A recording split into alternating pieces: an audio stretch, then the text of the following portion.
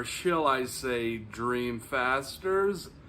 I'm Henry R. Mockingbird, your host with the mustache, and welcome, my Dreamfasters, to TV Treasures. In 2019, I did a 20th century review of the Dark Crystal. And since then, well, for that review, I mostly did the review of this movie right here as part of to capitalize on the Netflix series Dark Crystal Age of Resistance. And now I'm going to review it. But I know what you probably have on your mind. Now, I know what most of you are thinking, but didn't you already review this show back when it came out in 2019? Yeah, but that was basically me, yours truly, rambling in front of a camera for about 14 minutes.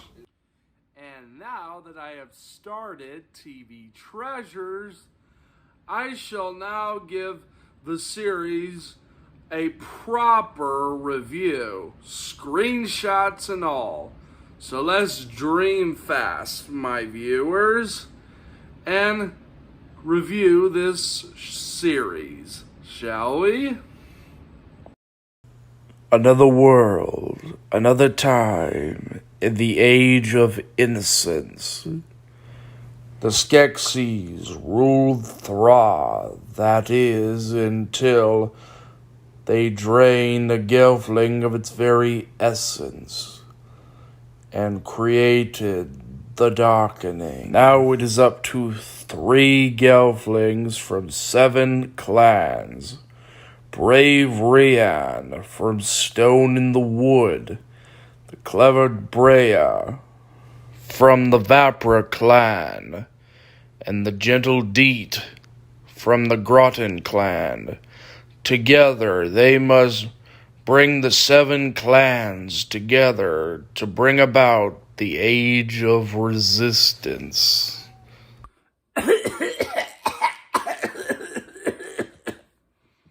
Okay, I am not using that voice throughout the entirety of this review.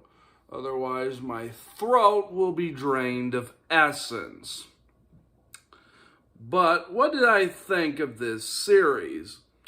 Well, I think that this Emmy Award-winning series, directed by Louis Leterrier, called Dark Crystal Age of Resistance, is a beautiful show, a work of art, if you will.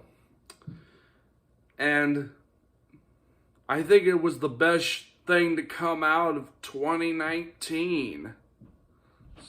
So, let's talk a little bit about it.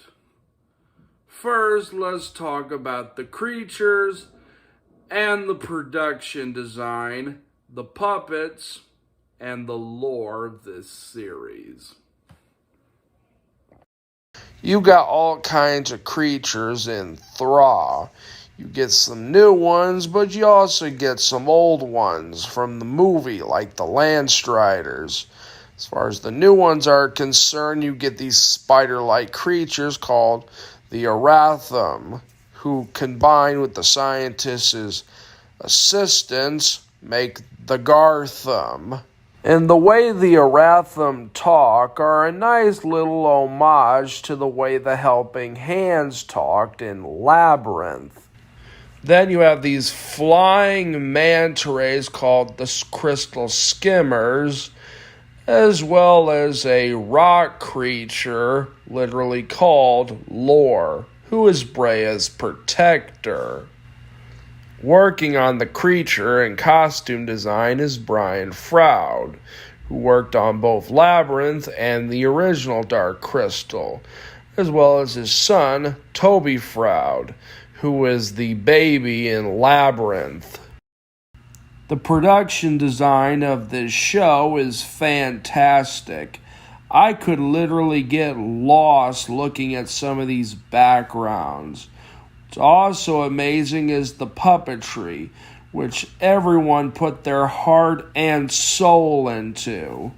The puppetry is so good that you don't even notice that these characters are puppets. You just see the characters. Everything in the show was handcrafted. Well, pretty much everything. Yeah, it's time to talk about the Landstrider in the room. Yeah, this show used some green screen, but I think they integrated really good. And I feel like they've definitely improved since their fiery days. Outside of the green screen, this show also uses CGI. But the CGI blends so well with the practical effects, I can't tell what is supposed to be CGI and what is supposed to be practical. Now let's talk about the world building of this show. The world building in this show is so big and so deep, I could write a book on the subject. To how there's 7 clans, and I want to know more about these clans and how they work and how they function. Especially the Deucin clan, who are probably the most interesting looking ones of them all. Another thing I should mention is that there is a lot of gross out in this show. And not only that, there is a lot of nightmare fuel. I dare say it's even darker than the movie. We get bloodshed in this show. This is a show that really earns its PG rating because you need parental guidance suggested in order to watch it.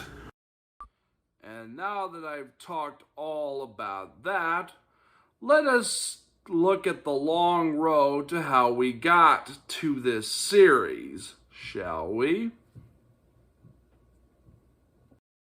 Originally, there was supposed to be a sequel to The Dark Crystal called The Power of the Dark Crystal, which was in development hell for years before it got abandoned. The Power of the Dark Crystal would become a 12-issue comic book series. Sometime later, someone pitched the idea for a prequel to The Dark Crystal in the vein of an animated show, and where everything would be animated, including the Gelflings, and the only puppet characters would be the Skeksis. But Netflix, and of course the Jim Henson Company, decided to go with full-on puppets and animatronics, and spent 2 years working on the show that we know today. Now let us talk about the characters. Now there are so many characters. Just like the Howdy Doody review, it would take me forever to get through every single one of them. Now here's what I'm going to do. I'm going to talk about both the cast and the characters. The cast mostly being the people who either puppeteered them, if I feel like I have anything to say about the puppeteers, but mostly the voice cast. And I will be talking about the characters at the same time as I do with my 20th century reviews. And I'll be splitting both the main characters, mostly the main characters, supporting characters. I'll be including both of them at once. And I'll be splitting the good guys and the bad guys. So, let's start with the good guys, shall we? First, let's talk about Olgra, or as the show calls her, Mother Olgra. Mother Olgra feels like she's let everyone down. She tries to make things right from coming back from her cosmic voyage. But boy, could that have not have been farther away from the truth. She tries to reconnect with her friends like the Archer and tries to set things right. She tries to undo her wrongs. She knows that if she fails, all is lost. And it's a really heavy burden on her. She's voiced by Donna Kimball, who is also the voice of Moki in Back to the Rock, Fraggle Rock. And I gotta say, Donna Kimball does do a pretty spot-on impression of Billy Widall's Olgra from the original movie. Then there's Rian, who out of all the characters in the show has the most growth. And he's also been through the most suffering. He's lost the love of his life, and everyone thinks he's a killer. And when I mean everyone, I mean legit mean everyone. His own family and friends thinks he's a killer, and everyone in Thra thinks he's a killer. He sacrifices a lot to keep the balance, but in the end, he ends up becoming the key to keep the resistance in check. He's voiced by Terry Egerton, who was also in both Rocket Man and the Sing movies. Then there's Brea, who is a princess and loves to read books. She has a thirst for knowledge, but for the most part, she has a thirst for truth and will do anything to reveal the truth. She's become quite a beloved character in the series, and she's voiced by Anya Taylor-Joy, who's been making quite the name for herself in Hollywood with such films as Emma 2020, Last Night in Soho, and The Queen's Gambit, and is also said to appear as Princess Peach in the Illumination Mario Brothers movie. And speaking of beloved characters, let's talk about the fan favorite, Deet. And just like Kira in the original movie, she has quite the way with animals, and she never met anyone she could not call a friend. She's kind, she's gentle, she's loving, and she's quite caring. And it's quite easy to see why everyone's crazy about her and why she's become a fan favorite of the series. The best scene in the whole series, at least to my opinion, is the scene in where she's talking with Brea about the people they love and the people they lost. It's a really heartfelt scene. And she's voiced by Game of Thrones alumni Natalie Emmanuel. Another character who's become a fan favorite is Hub, a podling who wants to be a paladin and who thinks his spoon is a sword. He is a character you just want to put in your pocket and never let him go. He is so freaking cute. Every time he's on screen, he either steals the show with his cuteness or with his comedy. And speaking of funny characters, let's talk about Maldra Argot. She goes from being wise, giving wisdom, to just acting like a freaking Muppet. If Yoda had a sister, it would definitely be her. Now it's time to talk about my favorite character, the Heretic, aka the Good Skeksis. He is very funny. Every time he gets ticked off at the Wanderer just for being too slow. No, seriously, he's as slow as a sloth. It has me healed over laughing. He is so funny. Many of the lines he says in the show would end up becoming running gags on 20th Century Reviews. So slow! That doesn't even make sense! Could you be any slower? Don't answer that! Heretic is voiced by comedian himself, Andy Samberg, who has also been in Hotel Transylvania, as well as Cloudy with the Chance of Meatballs, and most recently, Chippendales Rescue Rangers. Now, let us talk about the baddies, particularly the Skeksis. Shall we?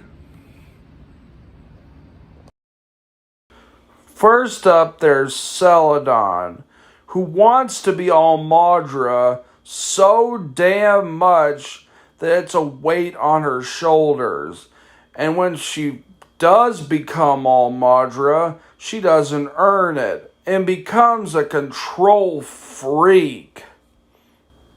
And now let's talk about my favorite character from the movie, the Chamberlain. And he is vicious.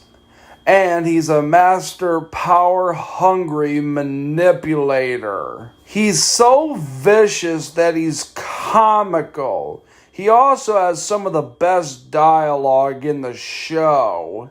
He's voiced by Simon Pegg, who was also in Shaun of the Dead, as well as Hot Fuzz. And now it's time to talk about the Scientist, who's a character you can't help but love to hate. But at the same time, you can't help but feel sorry for him. I mean, he's the smartest out of all the Skeksis. He does all the work and gets none of the credit. I mean, he gets abused like there ain't no tomorrow. But the reason you hate this guy is not only the fact that he drains gelflings of their essence, but he also laughs in glee when he sees them being drained. And not only that, there's a scene in where he beats the crap out of his assistant. And not only beats the crap out of him, he beats him to a bloody pulp.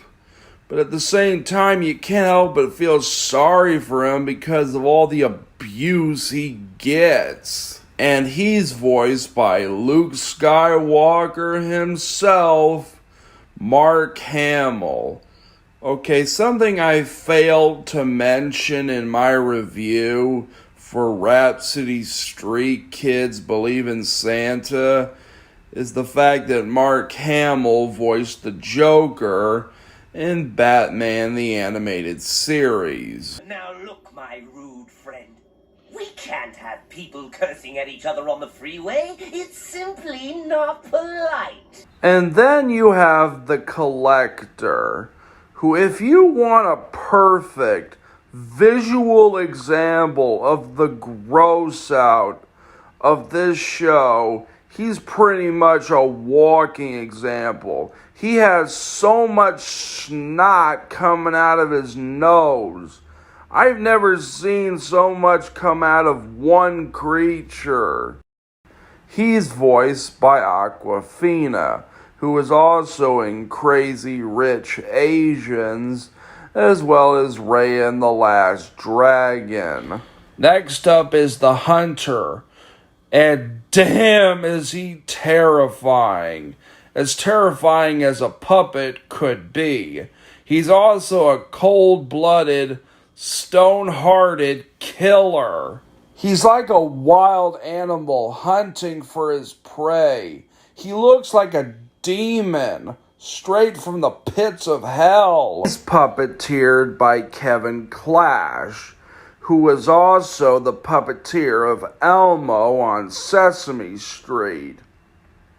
And the Hunter is his most badass character since Splinter in the 1990 Teenage Mutant Ninja Turtles movie. And it turns out Kevin Clash actually has a history with the Dark Crystal, as he was originally going to puppeteer the original movie, but turned it down because he was too busy with Captain Kangaroo and Space Coaster.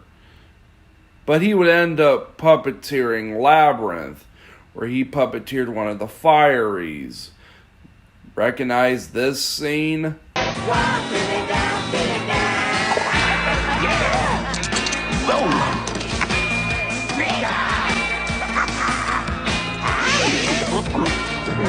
So it's almost like him puppeteering in this series is a second chance for him. Next up is the Scroll Keeper, who's probably the most sophisticated out of all the Skeksis. He has a very elegant way, to put it lightly. He too has a few good laps in the show.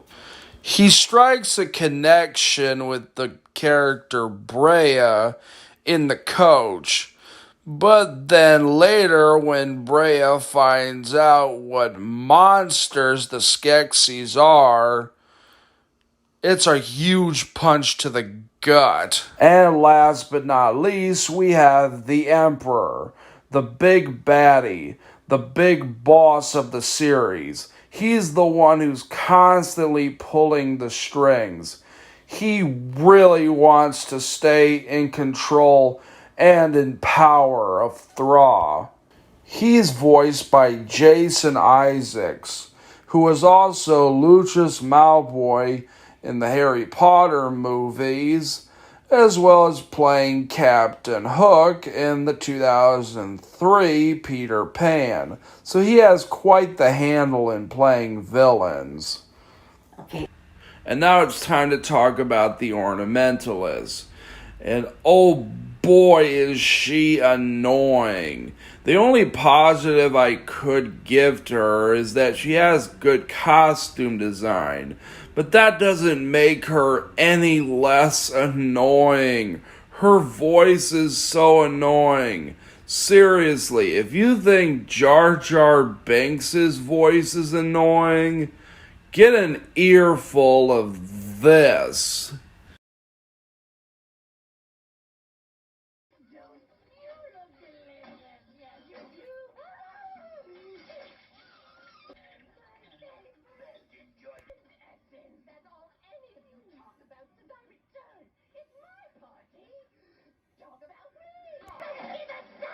The Emperor won't like that.